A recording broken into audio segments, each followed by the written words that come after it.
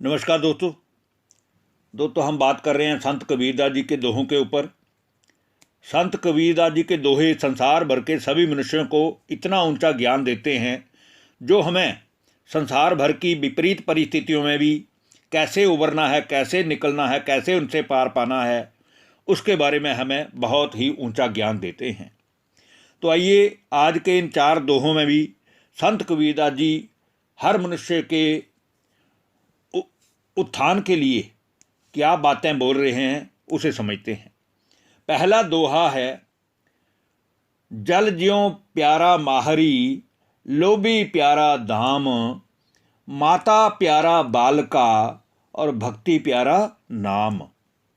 अर्थात जैसे मछली है तो मछली को जल प्यारा होता है, बिना जल के मछली नहीं रह सकती। उसका जल से बहुत मोह होता है, बहुत प्यार होता है, इसलिए वो जल के बीच में ही भ्रमण करती है। वैसे ही लोभी व्यक्ति को धन बड़ा प्यारा होता है। उसके पास कितना भी लाख करोड़ आ जाए तब भी उसकी मन की जो इच्छा है, तृष्णा है, कामना है, वो पूर्ण नहीं होती। एक माँ को उसका बालक प्यारा होता है, उसका बच्चा प्यारा होता है। बिना बालक के प्यार के माँ अधूरी है, इसलिए माँ बालक के प्यार में भरपूर रहती है, सदा अपने बालक को अपनी छत्र छाया के नीचे रखती है। और भक्ति करने वाले को उसका भगवान इसलिए प्यारा होता है क्योंकि वो भगवान से कुछ न कुछ प्राप्ति करना चाहता है। उसके लिए वो भक्ति करता है, जप तप क्रिया कर्म और संसार भर का भ्रमण तीर्थ यात्रा करता है, जप व्रत करता है, ताकि उस ईश्वर की कृपा उसके ऊपर बनी रहे। इसलिए हमें भी सदा ही उस भगवान की भक्ति का रंग चढ़ा रहना चाहिए। और भक्ति का फल है ज्ञान। तो जब हमें ज्ञान के द्वारा उस ईश्वर की वास्तविक पहचान मिल जाए, यथार्थ परिचय मिल जाए, तो हमें उस परमात्मा को याद करना चाहिए।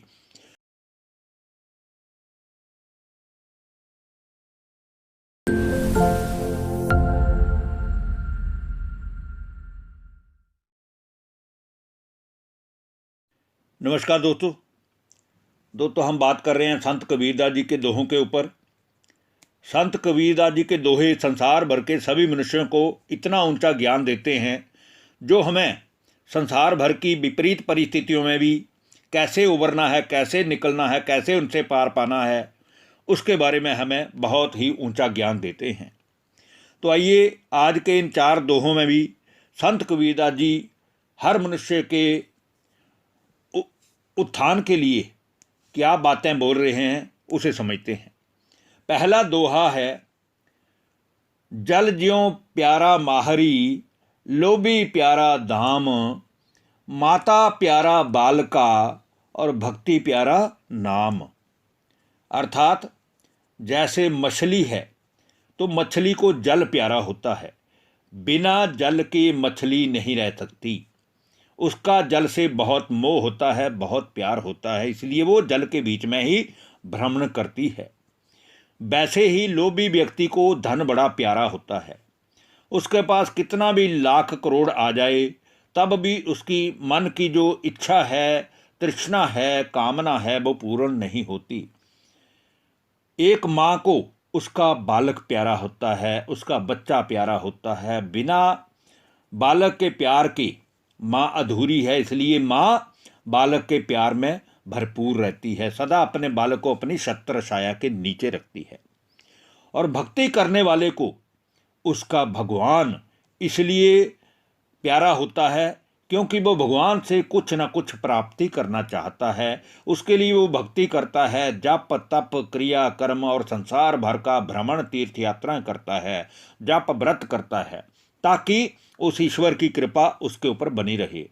इसलिए हमें भी सदा ही उस भगवान की भक्ति का रंग चढ़ा रहना चाहिए। और भक्ति का फल है ज्ञान। तो जब हमें ज्ञान के द्वारा उस ईश्वर की वास्तविक पहचान मिल जाए, यथार्थ परिचय मिल जाए, तो हमें उस परमात्मा को याद करना चाहिए। दोस्तों हम बात कर रहे हैं संत कबीरदास जी के दोहों के ऊपर। संत कबीरदास जी के दोहे संसार भर के सभी मनुष्यों को इतना ऊंचा ज्ञान देते हैं जो हमें संसार भर की विपरीत परिस्थितियों में भी कैसे उबरना है, कैसे निकलना है, कैसे उनसे पार पाना है, उसके बारे में हमें बहुत ही ऊंचा ज्ञान देते हैं। तो आइए आज के इन 4 दोहों में भी संत कबीरदास जी हर मनुष्य के उत्थान के लिए क्या बातें बोल रहे हैं उसे समझते हैं। पहला दोहा है, जल ज्यों प्यारा माहरी, लोभी प्यारा धाम, माता प्यारा बालका और भक्ति प्यारा नाम। अर्थात जैसे मछली है तो मछली को जल प्यारा होता है, बिना जल के मछली नहीं रह सकती, उसका जल से बहुत मोह होता है, बहुत प्यार होता है, इसलिए वो जल के बीच में ही भ्रमण करती है। वैसे ही लोभी व्यक्ति को धन बड़ा प्यारा होता है, उसके पास कितना भी लाख करोड़ आ जाए तब भी उसकी मन की जो इच्छा है, तृष्णा है, कामना है, वो पूर्ण नहीं होती। एक माँ को उसका बालक प्यारा होता है, उसका बच्चा प्यारा होता है, बिना बालक के प्यार के माँ अधूरी है, इसलिए माँ बालक के प्यार में भरपूर रहती है, सदा अपने बालक को अपनी छत्र छाया के नीचे रखती है।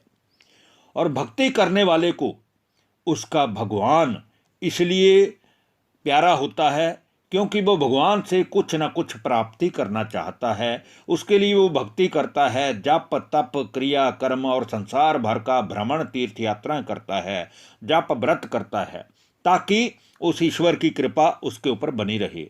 इसलिए हमें भी सदा ही उस भगवान की भक्ति का रंग चढ़ा रहना चाहिए, और भक्ति का फल है ज्ञान। तो जब हमें ज्ञान के द्वारा उस ईश्वर की वास्तविक पहचान मिल जाए, यथार्थ परिचय मिल जाए, तो हमें उस परमात्मा को याद करना चाहिए।